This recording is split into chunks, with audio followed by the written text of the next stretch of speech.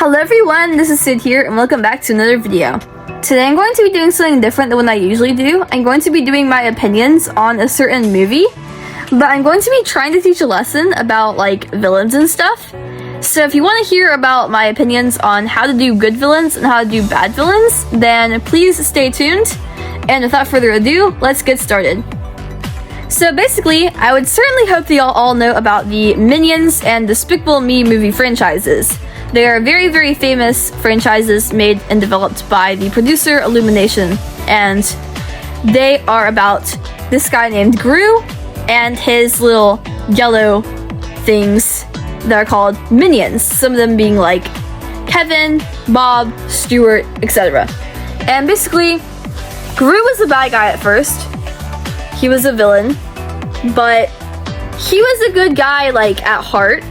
He became a good guy and now works for the Anti-Villain League, also known as the AVL, alongside his wife Lucy, and he fights crime and criminals and supervillains. So we have about 6 movies, I believe. We have 1 prequel, the 4 Despicable Me movies, and 1 other prequel. And guess what? All of these movies have villains other than Gru, of course, and I was able to remember all of them except for 1. I was able to remember Scarlet Overkill from the Minions prequel movie. I was able to remember Vector from the Despicable Me 1. I was able to remember El Macho from the Despicable Me 2. I was able to remember Balbazar Brat from the Despicable Me 3. I was able to remember Maxime Lamal from the Despicable Me 4, which is actually not quite an accomplishment because, I mean, I just watched Despicable Me 4 like a month ago maybe, so like, obviously I'm gonna remember him. But point is, I remembered all of these villains except for the villains from Minions Rise of Gru, which is actually the one that I watched recently before watching 4th one. So I was like, huh, how come if I watched this one so recently, I didn't remember like any of the villains? And honestly, I didn't remember any of the plot itself, which is kind of strange because like I have a very good memory. I know the location of all the 50 states in the United States of America, all their names, all their capitals. I can tell you like at least 100 different types of sharks, label their fins, all the parts of their bodies, because I'm just a weird shark nerd. I can do all sorts of memory things, but I cannot remember the names of the villains from Minions Rise of Gru.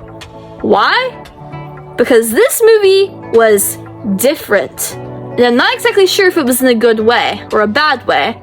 This movie, instead of having 1 central villain or 1 villain with a sidekick, had 6? Why are they doing 6 villains in 1 movie? Whose idea was that? I'm not saying it's an inherently bad thing, but like, you're going from 1 villain, maybe 2, to 6. That is quite an upgrade. That's literally 6 times the amount. I'm not exactly sure if we as the audience can handle that. And here's why. Because all of the other villains who were all by themselves doing their individual, independent stuff, they got lots of screen time, you know? So we as the audience got to see, well, this is this character's name, this is this character's backstory, this is this character's personality, how they deal with things, how they do things, how they make their plans, how they make their plots, how they go about achieving their goals and their dreams and their desires, whatever those things may be, in order to get what they want, you know? Because that's basically why your villain is doing something. They have their motivation. For Scarlet, it was becoming the Queen of England because she just really wanted that for whatever unknown reason. For Vector, it was stealing the Pyramid of Giza because he wanted to impress his dad, who was the leader of the villain bank or whatever. For El Macho, it was jumping into a volcano for whatever reason because he wanted to prove himself to the world. I am macho, I am cool, I'm gonna jump into a volcano. For Balbazar Brat, it was seeking revenge on Hollywood because Hollywood rejected him and he felt really upset about that.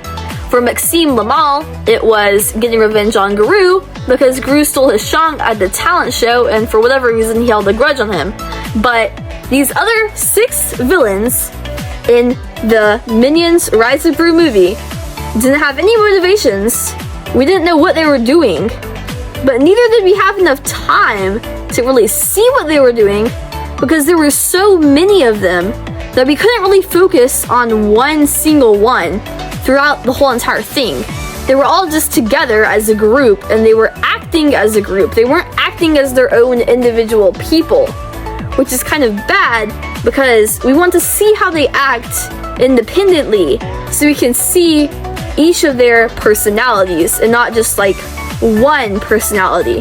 Because like if you have a group of 6 people, not all 6 people are going to be the same. All these villains are going to be different in their own unique, special ways.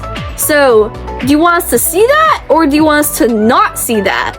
There's really 2 ways to go about doing that. Either A, you make the movie like 6 hours long, so we can see each of the villains on their own and learn more about them by themselves instead of as a group. Or you just reduce the number of villains so that the 1 villain or the 2 villains or maybe even 3, because like 3 is better than freaking 6, bro. The 3 villains can share their screen time and show us what they truly care about, why they're going and doing all these evil things, what they're trying to achieve, what their goal is at the end of their mission, what they're wanting, what they're desiring in their life. But instead, we have all of these 6 villains who literally have like no goals, no motivations, because they're all just like one united, synchronized group with the exact same personality of paper or cardboard. Like, what on earth? So, basically, when you have a movie that doesn't have good villains, that doesn't have villains that we can care about, or even like understand what they're doing and why, the plot kind of falls flat. Because if you think about it, the plot is happening because of the villain. If you think about like the Chronicles of Narnia and the first one, The Lion, the Witch, and the Wardrobe, the villain is the evil queen. I forgot what her name was, but it doesn't really matter because I remember who she was as a person, you know? That's the important thing, the impact that the character leaves on you. Basically, evil queen of Narnia, whatever her name is, she is really like cold and dark on the inside. So she reflects all of that in her evil powers, and basically she's turned this place that was once a beautiful, shining, summertime land of like freedom and happiness into this place that's stuck in like a literal eternal winter. So when Lucy and all of her siblings appear in Narnia, they're like, what on earth is going on? Because there's like a literal blizzard going on in the middle of what should be summer, because the evil queen is making that happen because of how she's feeling on the inside and how that is reflecting into her magical powers. So because of that, they meet some people like Aslan, and Aslan's like, hey, we gotta stop this from happening, because as long as the evil queen is here to make this eternal winter fall upon Narnia, then there'll never be summer, there'll never be happiness, there'll never be joy, there'll never be life itself, you know? Winter is like a season of death, so like, if they don't get rid of this winter, if they don't get rid of this evil queen, then they're just going to have to like suffer for like all of eternity. Basically, by ending the evil queen and her reign over Narnia, they're able to save Narnia and bring summer back and bring all of the other things that go along with it, like happiness and joy and life itself, back to Narnia. So basically that shows how the evil queen is an important villain, because, you know, she has this personality, she is weakened emotionally on the inside, and she's casting this spell over the land in order to get those emotions out of her, and in doing so she's hurting the land, so the land needs to be saved. Basically, your villain is what causes the whole entire plot to happen, Because, like, if Narnia didn't need to be saved, then, like, what would Lucy and her siblings be doing there? Just, like, sitting there talking to all of their friends? If so, that'd be a pretty boring movie, wouldn't it? So, basically, I couldn't remember the villains in The Minions Rise of Gru. I couldn't remember the plots in The Minions The Rise of Gru. Because the villains were not important. Because there were so many villains. Basically, what I'm saying is either A, make there be one central villain, or a few if you need to, or like a villain and their sidekick or their helper, or just like, I don't know. Don't make there be 6 villains by any means unless you just absolutely 101% need to.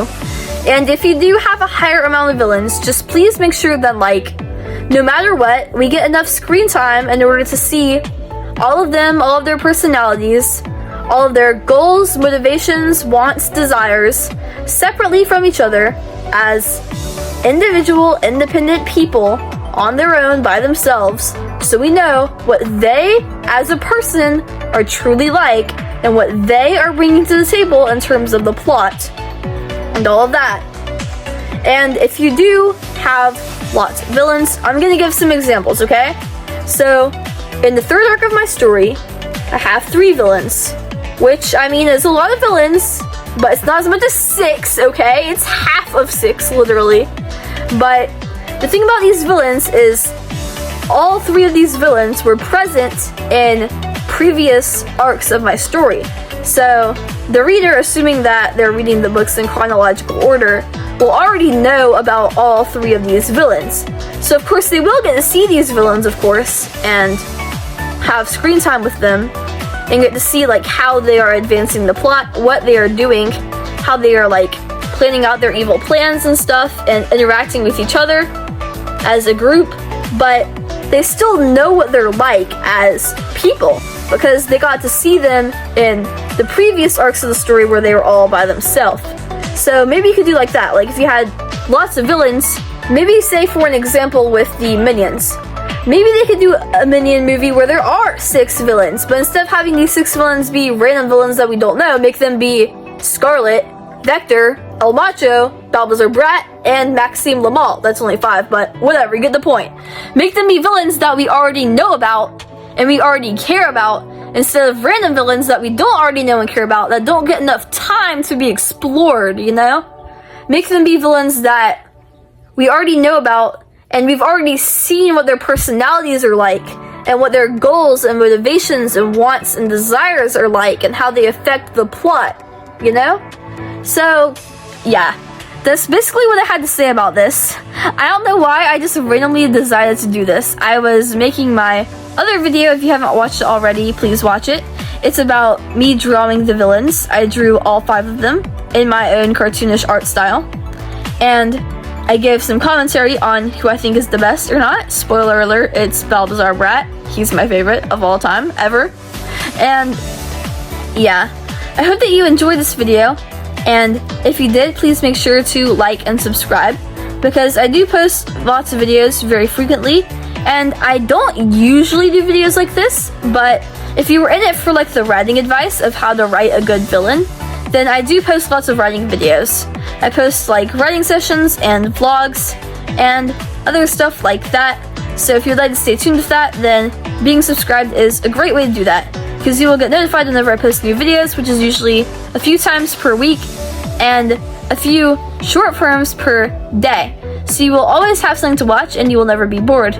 And when you do subscribe, it does help me a lot, and I really do appreciate it. It helps to boost my YouTube channel into the algorithm so that more people can see my videos, which is always an amazing thing. And I hope that you'll all have a great rest of your day and great rest of your summer if you've not already started school yet. And always remember that I love you, and I will see you in the next video. Goodbye!